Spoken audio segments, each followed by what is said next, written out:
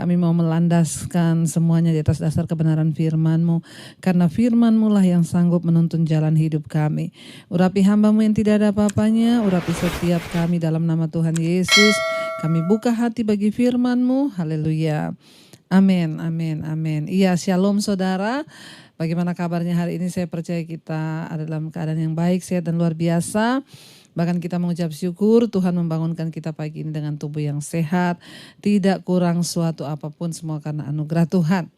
Iya, kita akan membaca firman Tuhan pada pagi hari ini ambil dari Roma pasal yang ke-9. Ayat yang ke-15 dan ayat yang ke-16 saudara ya. Firman Tuhan berkata, ayat yang ke-15, Roma 9 ayat 15, sebab ia berfirman kepada Musa, aku akan menaruh belas kasihan kepada siapa aku mau menaruh belas kasihan, dan aku akan bermurah hati kepada siapa aku mau bermurah hati. Ayat 16, jadi hal itu tidak tergantung pada kehendak orang atau usaha orang, tetapi pada kemurahan hati Allah. Ya, saudara yang terkasih, firman ini jelas berkata, sebab ia berfirman kepada Musa, aku menaruh belas kasihan kepada siapa aku mau menaruh belas kasihan. Dalam hal ini kita melihat Tuhan sedang menegaskan tentang kedaulatannya. Ya, tidak ada satu orang manusia pun yang bisa menyetir atau mempengaruhi Tuhan dalam keputusannya. Karena itu saudara, banyak orang datang dan berkata, Bu, saya udah sungguh-sungguh ikut Tuhan, Bu. Tapi kenapa, Bu? Ya, orang tua saya tidak disembuhkan. Tapi kenapa, Bu? Suami saya meninggal. Tapi kenapa, Bu? Anak saya dipanggil Tuhan. Padahal itu anak satu-satunya.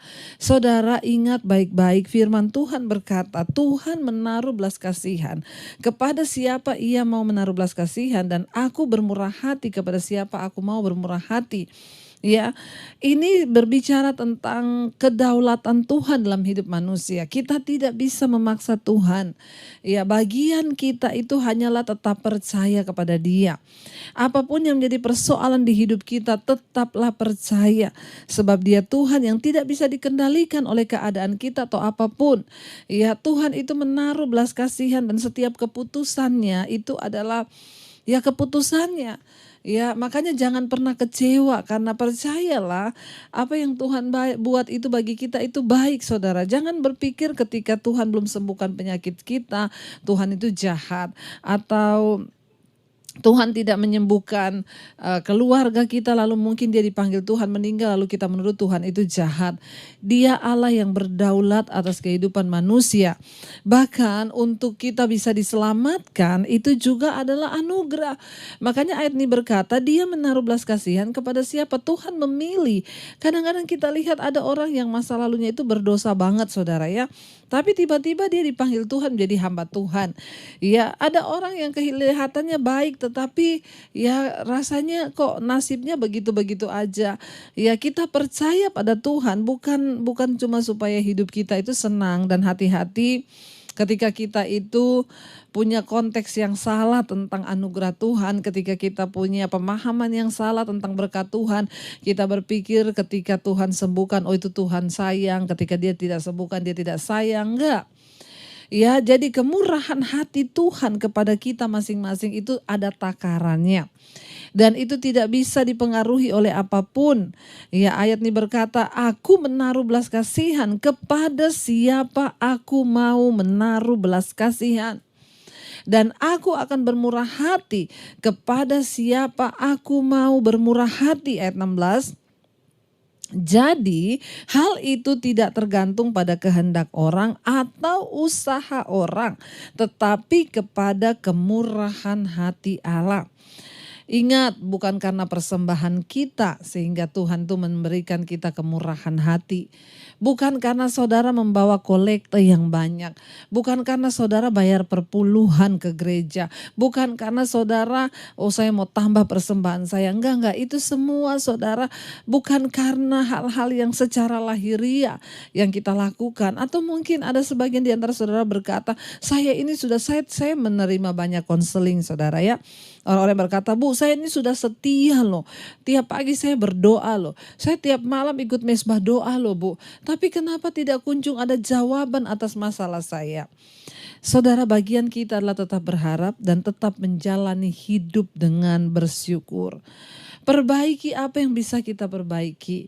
Perjuangkan apa yang kita bisa perjuangkan. Selanjutnya adalah anugerah Tuhan. Ya, saya percaya Tuhan tuh melihat hati kita. Ketika kita sungguh-sungguh berserah, mari kita terus memohon belas kasihan Tuhan. Mari kita terus menjangkau hati Tuhan. Terutama dengan pertobatan kita. Saya yakin saudara, hanya pertobatanlah yang akan meluluhkan hati Tuhan. Hanya pertobatanlah yang akan membuat hatinya tersentuh. Bukankah kita sudah sering belajar ya di mesbah doa malam, kita melihat bagaimana ketika Tuhan menghukum bangsa Israel. Mengapa Tuhan menghukum mereka? Karena mereka tidak mau bertobat. Tetapi ketika mereka berbalik dari jalan mereka yang jahat, ketika mereka kembali dari ya segala dosa-dosa mereka, maka Tuhan juga mengampuni mereka. Jadi saudara, saya percaya ya hari-hari ini mungkin engkau berkata, Tuhan engkau tidak adil. Tuhan kenapa begini? Tuhan kenapa begitu? Tuhan mengapa begini? Mengapa begitu? Ya mari kita ingat dan kita percaya bahwa ya Tuhan itu melakukan belas kasihan kepada siapa yang mau menaruh belas kasihan. Dan itu semua tidak tergantung pada kehendak orang. Mungkin kita punya banyak kehendak sama Tuhan. Kita punya banyak keinginan. Tuhan aku pengen usaha diberkati. Aku pengen ini, aku pengen itu, aku pengen ini. Tapi mari kita selalu kembali berkata kepada Tuhan apa? Tuhan, bukan kehendakku, tapi kehendakmu. Biarlah belas kasihanmu tercurah atas hidupku. Kami tahu semua karena anugerah Tuhan di hidup kami. Sungguh bukan karena kuat dan gagah kami Bapa. Ya, dan kami hanya mau menaruh harapan kami kepada Tuhan. Kami hanya mau hidup berkenan di mata Tuhan. Ya, biar perkenananmu tuh sungguh-sungguh turun dalam hidup kami.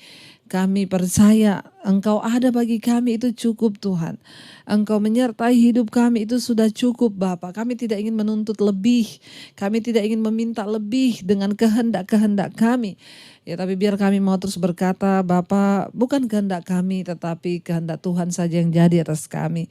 Biarlah kita mau terus merenungkan Tuhan dalam hidup kita, merenungkan kehendak Tuhan atas hidup kita. Mari saudara kita merenung di hadapan Tuhan. Biarlah kita mau datang di hadapannya, kita mau berkata, Bapa, biar Engkau yang melihat setiap hati kami Tuhan.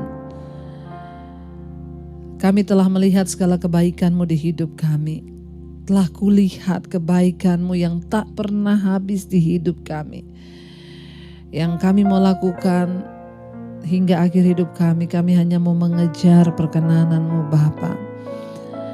Terima kasih buat segala kebaikan dan kebaikan Tuhan yang kami alami di dalam hidup kami. Kami tidak akan menuntut, tetapi kami hanya mau berserah dan bersyukur.